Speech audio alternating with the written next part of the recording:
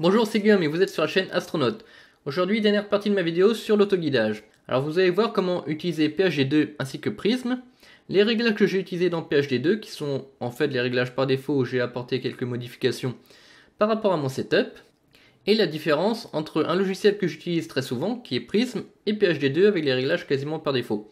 On va pouvoir voir que PHD2 s'en sort vraiment très bien avec les réglages de base. Alors le format de cette vidéo est un format un petit peu particulier, j'ai réalisé donc un enregistrement lors de ma dernière sortie, que j'ai par la suite commenté. Allez, on va voir ça tout de suite, c'est parti. Alors sur mon setup, la première chose à faire est de connecter donc la monture et la CCD. Ensuite, je viens connecter le télescope donc à Prism, qui me servira ici de carte du ciel avec PHD2. Toutes ces fenêtres, j'ai pas besoin, je les minimise. Et nous allons ici réaliser donc la mise en station. Je vais vous reporter donc à ma vidéo spécifique sur la mise en station avec le Qmode.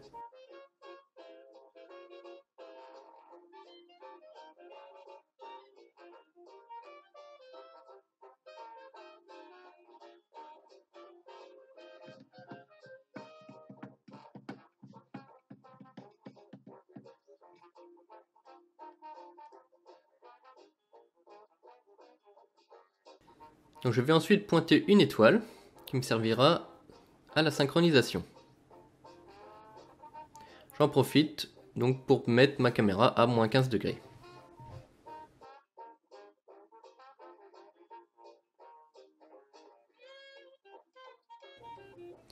Comme on peut voir, l'étoile n'est pas du tout dans le champ. Donc ce que je fais, je vais desserrer les freins d'ascension droite et de déclinaison, et avec l'aide de mon chercheur, je vais placer l'étoile dans le champ.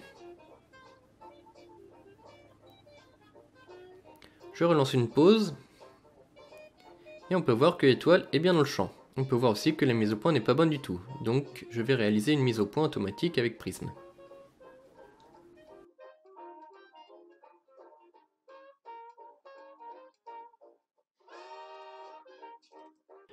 Je lance une pause de 5 secondes pour vérifier la mise au point.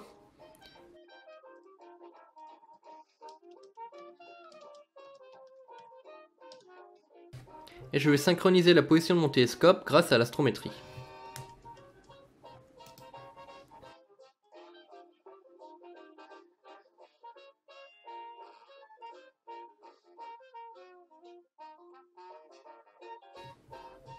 Ensuite, je vais aller pointer donc l'objet que je veux prendre en photo, NGC 4565. Alors c'est ce que moi je fais, je vais d'abord sur l'objet sur lequel je prends une photo et je crée la calibration de mon logiciel de guidage directement sur l'objet. Donc on l'a bien dans le champ, il est mal centré, donc je vais réaliser une astrométrie pour recalibrer la position de mon télescope.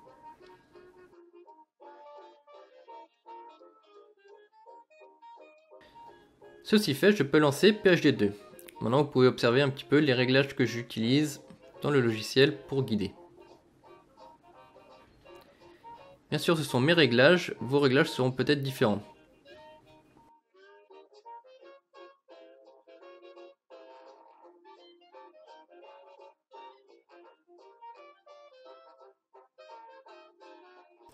Vous pouvez voir ici les différents algorithmes en fonction de l'ascension droite et la déclinaison. Donc maintenant, venez connecter votre matériel. Cliquez ensuite sur les flèches vertes. Sélectionnez une étoile qui apparaît. Bien entendu, il faut que la mise au point de votre caméra soit bien faite. Et normalement, la calibration va se lancer automatiquement. Si elle ne se fait pas, restez appuyé sur Maj sur votre clavier et recliquez sur le rond vert.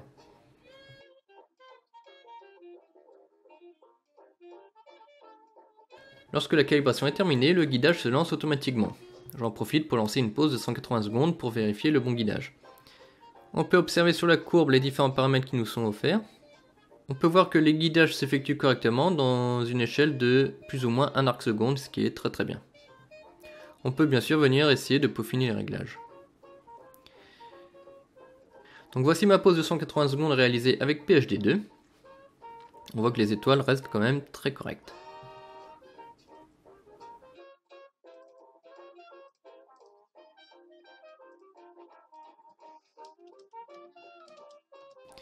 Et on va aller tout de suite sur Prism et réaliser strictement la même chose. Donc on va aller sur la caméra de guidage, cliquer calibration, et on va réaliser une calibration avec prisme. Donc la calibration s'effectue légèrement différemment. Sur prisme, on vient sélectionner l'étoile après chaque mouvement.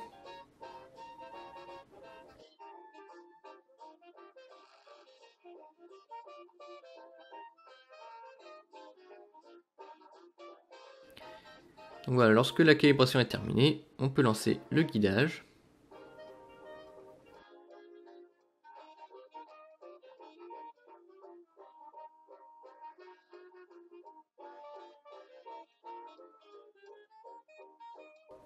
Alors avant de lancer la pose, j'attends que le guidage soit bien stabilisé.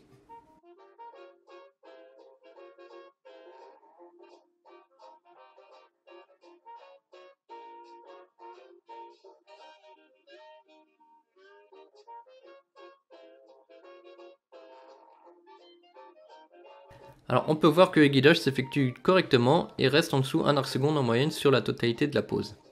Ce qui est vraiment très bien en fonction de mon échantillonnage. Moi je suis environ à 1 arc-seconde 17 par pixel. C'est quelque chose donc qui ne se verra pas sur mes photos.